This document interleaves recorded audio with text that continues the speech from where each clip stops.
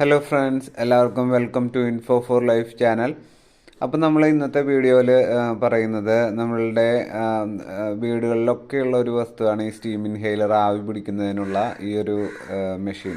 വളരെ നിസ്സാര വിലയ്ക്ക് നമുക്ക് എല്ലാ മെഡിക്കൽ സ്റ്റോറിലും അല്ലെങ്കിൽ ഷോപ്പുകളിലൊക്കെ കിട്ടുന്ന ഒരു സംഭവമാണ് ഈ സ്റ്റീം ഇൻഹെയിലർ.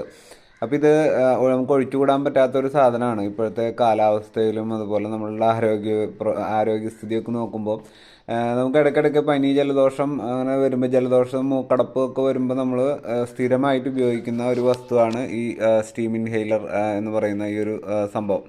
അപ്പോൾ ഇത് വളരെ ഉപകാരപ്രദമായിട്ടുള്ള ഒരു സാധനമാണ്. കാരണം നമ്മളുടെ ഈ കഫക്കെട്ട് അങ്ങനത്തെ സംഭവങ്ങളൊക്കെ വരുമ്പോൾ നമ്മുടെ ഈ മൂക്കിൻ്റെ അവിടുത്തെ ഇതൊക്കെ എയർ പാസേജ് കറക്റ്റായിട്ട് നടക്കുന്നതിന്, കഫമൊക്കെ നമുക്ക് തുപ്പിപ്പോകുന്നതിനൊക്കെ ഈ ഒരു വസ്തു വളരെ ഉപകാരപ്രദമാണ്.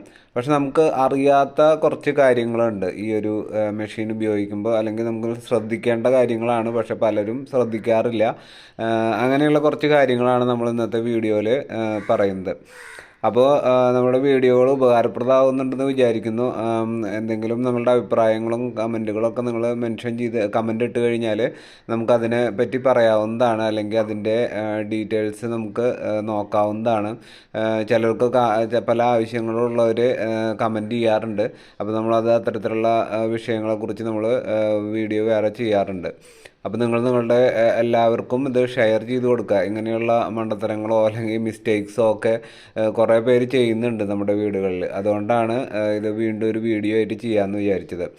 അപ്പോൾ ഈ ഒരു ഇൻഫർമേഷൻ എന്താണെന്ന് വെച്ച് കഴിഞ്ഞാൽ, നമ്മുടെ ഈ വീഡിയോയിൽ നമ്മൾ പറയുന്നത്, നമ്മുടെ ഇങ്ങനത്തെ മെഷീനിൽ വെള്ളം നമ്മൾ എടുത്തു കഴിഞ്ഞാൽ,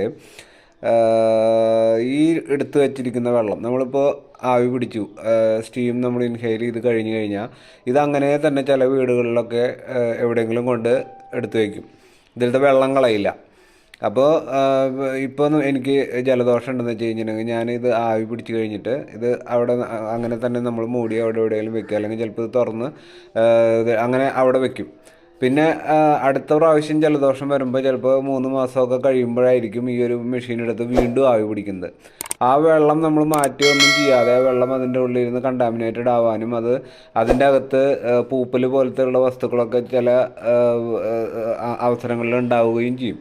അപ്പോൾ ഇത് പലരും ശ്രദ്ധിക്കില്ല. ഇപ്പോൾ ഇത് കാരണം കൊണ്ട് നമുക്ക് പിന്നെ ഇത് ഇൻഹെയിൽ ചെയ്യുമ്പോൾ വീണ്ടും ഈ വെള്ളം മാറ്റാതെ നമ്മൾ ആവി പിടിച്ച് കഴിഞ്ഞിട്ടുണ്ടെങ്കിൽ ഈ മലിനജലത്തിൽ നിന്നുള്ള ആവിയാണ് നമുക്ക് വരിക. അത് വളരെ ഡേഞ്ചറസ് ആണ്.